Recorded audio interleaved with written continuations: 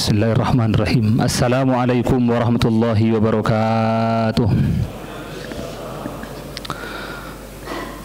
Alhamdulillahilladzi azzamana bi syahri Ramadan wa faddalana fihi bi nuzulil Qur'an.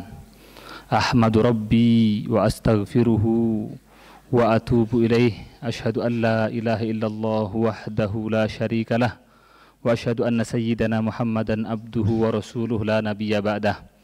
Allahumma fasalli wa sallim wa barik wa karrim wa majid wa azim ala sayyidina wa habibina wa maulana Muhammadin wa ala alihi wa sahbihi wa tabi'in wa man tabi'ahum bi ihsanin la yaumiddin wa ba'd.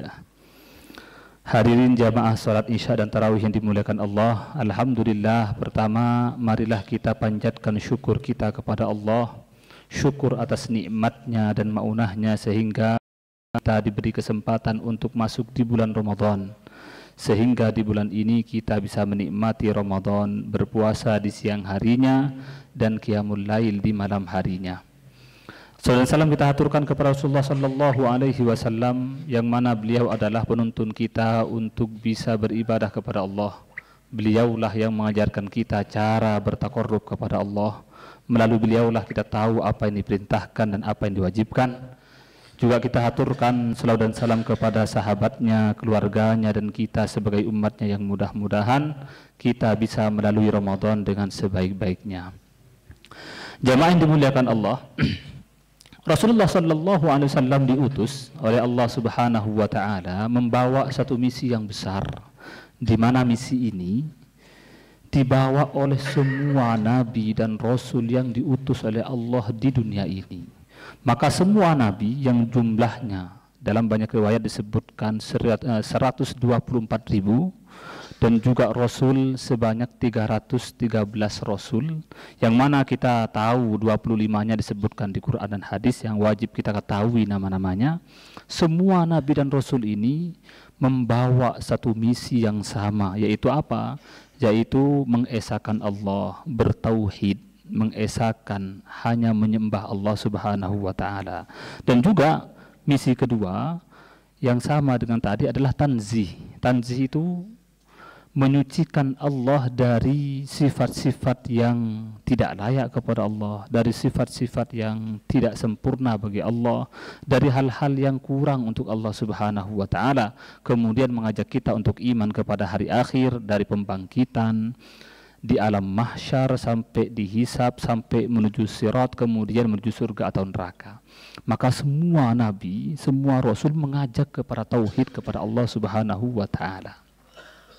Oleh karenanya Allah menegaskan dalam surah Asy-Syura ayat 3, ayat 13, Allah Subhanahu wa taala berfirman, "Syara'a lakum minad dini ma wassa bihi Nuha wallazi auhayna ilaika wa wassayna bihi Ibrahim wa Musa wa Isa an aqimuddina wa la tatafarraqu." Kata Allah, dialah yang mensyariatkan bagi kalian agama, juga apa yang diwasiatkan, dipesankan kepada Nuh dan diwahyukan kepada kamu wahai Muhammad, juga diwasiatkan kepada Nabi Ibrahim, Nabi Musa, Nabi Isa, untuk mendirikan agama ini dan jangan bercerai-berai.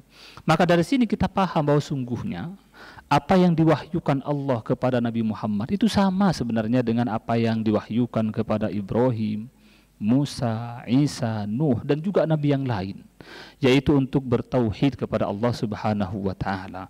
Oleh karenanya Nabi pernah bersabda dengan sebuah permisalan yang luar biasa indah. Nabi mengatakan, ini riwayat dari Abu Hurairah dalam Sahih Muslim, Nabi bersabda, "Mathali," kata Nabi, "mathali wa mathalul anbiya'i min qabli kama thali rajulin bana bunyanan fa ahsanahu wa ajmalah." Perumpamaanku, kata Nabi, dengan nabi-nabi terdahulu sebelum aku sama seperti ada orang laki-laki yang membangun sebuah bangunan, kemudian diperindah bangunannya, kemudian bangunannya dibangun dengan sebaik-baiknya. Illa maudhi'a labinatin min zawiyatin min zawayaha, kecuali ada di ujungnya itu, salah satu ujungnya ada satu bata yang luput dibangun, ada yang bolong di situ. Maka kemudian orang melihat indah bangunan ini, indah gedung ini, tapi kok sayang ada yang bolong ya di sini. Maka kemudian Nabi mengatakan, fa ana al-labina, lah saya inilah batu-batunya, kata Nabi, batu batanya ini saya terakhir. Wa ana khatamun nabiyyin, dan saya penutup para nabi, penutup para rasul. Maka bangunan indah ini, bangunan tauhid ini, bangunan agama ini ditutup dengan indahnya Rasulullah SAW menjadi khatamun nabiyyin. Makanya Allah mengatakan innad dina indallahil Islam. Allah mengatakan sesungguhnya agama yang Allah ridhoi, yang Allah senangi, yang agama ini dianggap benar, yang Allah benarkan, yang Allah terima adalah agama Islam. Karena sejatinya agama Islam itu ya agama yang sama, yang dibawa oleh Muhammad, dibawa oleh Musa, Isa, Ibrahim, Nuh, sampai Nabi Adam. Walaupun syariatnya berbeda-beda, hukum fikihnya berbeda, halal haramnya berbeda, tapi akidahnya sama. Jamaah yang dimuliakan Allah, kalau kita melihat dalam literatur, kita baca dalam sejarah Jazirah Arab ketika terjadi masa kekosongan wahyu antara Nabi Ismail sampai Nabi Muhammad di Jazirah Arab, ada seorang sosok yang disebut dengan Amr bin Luhai al-Khuzai.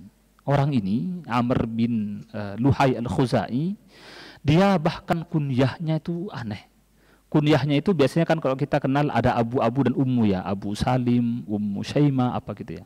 Ini enggak, namanya Abul Asnam namanya. Bapaknya berhala-berhala gitu ya. Amr ini ternyata orang yang pertama membawa berhala dari luar Jazirah Arab menuju Arab. Dialah yang pertama yang menyelewengkan akidah Ibrahim dan Ismail, sehingga orang-orang Arab ketika itu menyembah berhala.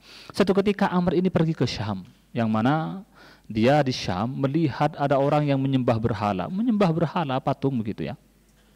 Maka dia punya ide, wah ini kalau saya bawa ke Arab luar biasa nih gitu ya. Maka dia minta, boleh dong saya minta berhalanya satu. Untuk apa? Untuk disembah di Arab gitu ya. Maka dibawalah di Arab. Maka dia kemudian menjadi BA Pak ya, menjadi brand ambasadornya berhala nih di Arab, sehingga tersebar luar biasa. Maka dia saking terobsesinya dengan berhala nih Pak, pernah satu ketika dia bermimpi melihat jin menunjukkan kepada dia ada berhala-berhala lain sisa dari kaumnya Nabi Nuh. Di mana? Daerah Jeddah di situ ya, di Jeddah sekarang. Pergi dia Pak, lari ke Jeddah, kemudian digali, ketemulah. Ketemu apa? Ketemu berhala Pak. Ketemu berhala.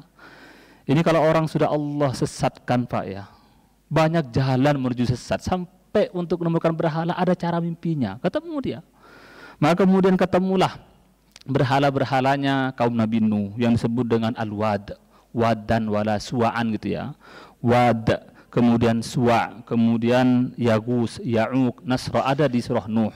Maka dibawa dengan bangganya, disebarkan berhala ini ke seluruh kabilah-kabilah Arab. Ketika haji, orang-orang haji ini, karena haji memang sudah warisan dari Nabi Ibrahim, orang haji yang hajinya ikut Nabi Ibrahim kemudian diselewengkan, dititipkan berhala kepada kabilah-kabilahnya. Maka kemudian menyebarlah di seantero Arab itu orang yang menyembah berhala, orang yang menyembah patung, menyembah asnam dan lain sebagainya. Oleh karenanya datang Nabi Muhammad SAW tidak membawa syariat baru, tidak, tapi Nabi memurnikan syariat nabi-nabi sebelumnya. Maka Nabi kemudian membenarkan, menghapus syariat, menghapus akidah yang salah dari orang-orang Arab ketika itu, kemudian membawa mereka menuju tauhid, menuju mengesahkan Allah Subhanahu wa taala. Kalau kita lihat, maka yang dibawa Nabi itu kalimat sederhana Pak, la ilaha illallah, tiada Tuhan selain Allah. Islam tidak mengajarkan ada Tuhan, enggak, karena bertuhan sendiri merupakan fitrah manusia. Manusia secara naluriah, fitrahnya pasti mengakui ada kekuatan luar yang menciptakan alam semesta. Pasti mengakui itu. Karena kalau kita lihat alam semesta ini yang begitu teratur, yang begitu hukum alamnya begitu sangat kompleks, maka pasti yakin ada yang mengatur alam semesta ini. Sebutlah namanya apa saja, itulah yang menciptakan alam semesta. Maka dalam diskursus Islam disebutlah itu sebagai Allah. Maka sebenarnya bertuhan itu merupakan fitrah manusia, beragama adalah kebutuhan manusia. Makanya Islam tidak mengatakan ada Tuhan, enggak. Tapi Islam datang untuk mengatakan bahwa Tuhan itu tidak banyak, hanya satu. Kalau banyak bukan Tuhan namanya. Itu persekongkolan antara Tuhan-Tuhan dan bukan Tuhan. Maka Tuhan harus esa, Tuhan harus satu, Tuhan maha kuasa, dan kuasanya absolut, tidak ada batasnya. Maka Nabi mengajak itu. Oleh karenanya, kalau kita ingin masuk Islam, pintunya satu, Pak. Pintunya adalah syahadat.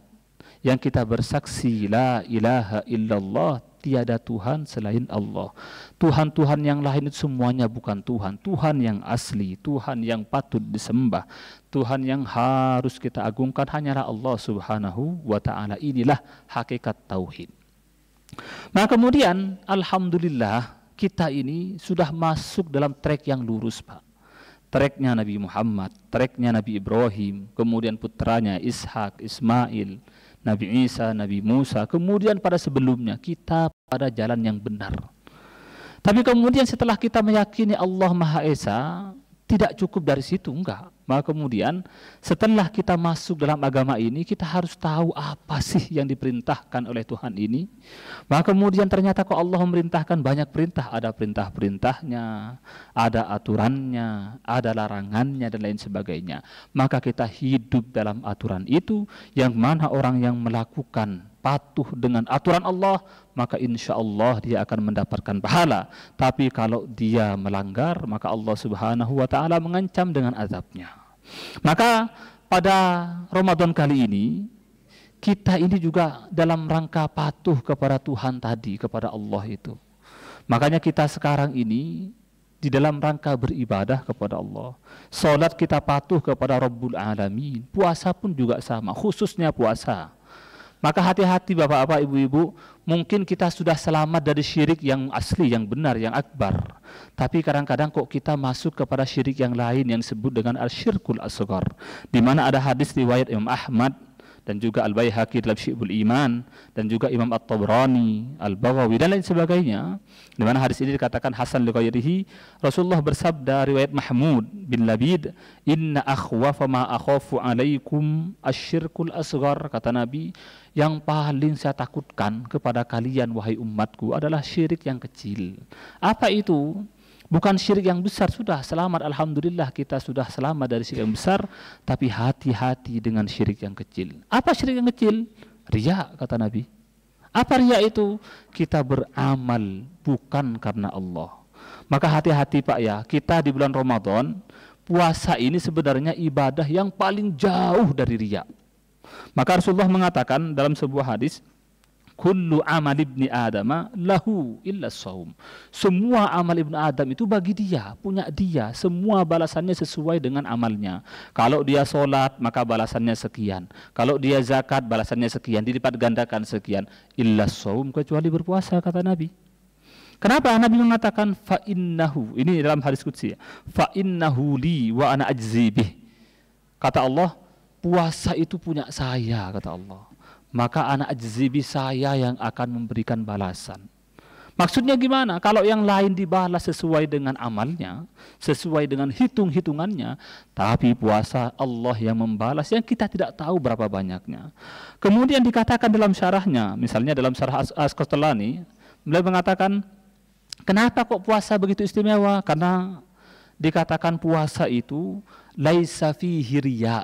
Puasa itu tidak ada riyaknya, Pak. Kalau kita sholat Pak bisa riak Pak. Kenapa? Karena sholat ada bentuknya. Kadang-kadang kita sholat sendiri Pak ya. Sholat sendiri itu kadang-kadang cepat minta ampun, cepat gitu. Tapi kalau kita lihat orang bisa-bisa kadang-kadang lama gitu.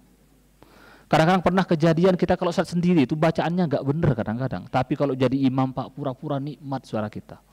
Kenapa? Wah ini ada makmum nih, apalagi makmumnya cewek kan gitu. Biasa begitu. Apalagi infak dan sedekah itu sudah godaan riaknya besar Pak. Kenapa? Karena berhubungan langsung dengan orang. Kadang-kadang kita ngasih infak, ngasih sedekah, sebabnya bukan karena Allah, tapi sebabnya gara-gara orang lain. Tapi puasa tidak. Puasa apa yang mau dipamerkan Pak? Hanya lapar kan. Dari subuh sampai maghrib tidak ada yang bisa ditunjukkan. Tapi kita karena saking kita ya kreatifnya dalam riak Pak. Saking kreatifnya, puasa yang tidak bisa riya itu bisa riya.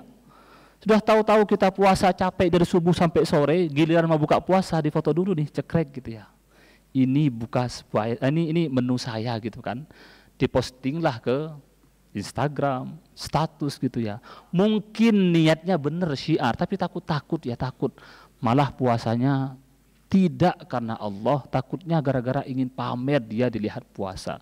Sebenarnya yang difoto menunya Pak, tapi maksudnya biar orang tahu nih, saya ini puasa hari ini gitu ya. Ini berbahaya. Maka marilah kita aplikasikan tauhid kita ini dalam menghindari syirik yang besar, juga menghindari syirik yang kecil dengan ikhlas beribadah kepada Allah. Makanya ada sebuah cerita Pak ya, ada cerita, ada ba'dus sholihin, sebagian orang yang baik, satu ketika dia rumahnya di pinggir jalan ya, rumahnya di pinggir jalan. Ini orang di pinggir jalannya otomatis ketika orang lewat itu kan dengar ya apa yang dibaca di dalam. Ya rumahnya nggak seperti sekarang, bukan rumah gedung ya. Maka dia pernah membaca surah Toha tengah malam. Dibacalah surah Toha tengah malam sampai dari awal sampai akhir. Ketika dia selesai tertidurlah dia nih orang nih. Maka dia bermimpi Pak, bermimpi ketemu malaikat dan dia melihat dari semua bacaannya setiap kalimatnya ada pahalanya. Ada pahalanya 10 kali lipatnya begitu ya. Kecuali ada satu kalimat, satu ayat yang tidak ada pahalanya, kosong pahalanya. Orang ini bertanya Pak ya, ini orang soleh itu kalau mimpi bener Pak, beda dengan kita kalau mimpinya jengkol gitu ya, mimpinya kita makan di mana, mimpinya mancing, enggak. Orang soleh itu mimpinya kadang-kadang mimpi malaikat dan benar. Maka dia nanya, kenapa kok di bawah kalimat ini enggak ada pahalanya? Maka dikatakan, karena kamu ketika baca surah Toha, kebetulan ketika sampai di ayat ini, di kalimat ini, ada orang lewat. Dikencengin Pak suaranya biar kedengeran nih. Saya baca surah Toha gitu ya. Kemudian inilah yang membuat pahalanya terhapus. Gara-gara niat yang pertamanya karena Allah berubah menjadi karena manusia, karena dia mengangkat suaranya agar dipuji orang lain. Apalagi kalau kita sengaja dari awal ya, sengaja dari awal ibadah kita kemudian diposting misalnya di Instagram, di Facebook, di semuanya dari awal. Maka mungkin itu adalah sebab untuk dakwah, tapi hati-hati. Jangan-jangan itu perangkap menuju riya, yang itu dikatakan sebagai syirik yang kecil asghar. Maka marilah kita jadikan Ramadan ini sebagai ladang beribadah kepada Allah dengan memurnikan tauhid kepada Allah, dengan kita mengesahkan Allah, esa dengan sebenar-benarnya, tauhid yang jauh dari syirik, baik syirik yang akbar ataupun asghar. Maka semoga Allah senantiasa memberikan kita keistiqomahan dalam beribadah kepada Allah, dan semoga Allah senantiasa memberikan Ramadan kita Ramadan yang penuh berkah, penuh hikmah, diterima semua amal ibadah kita. Wal afu minkum. Assalamualaikum warahmatullahi wabarakatuh.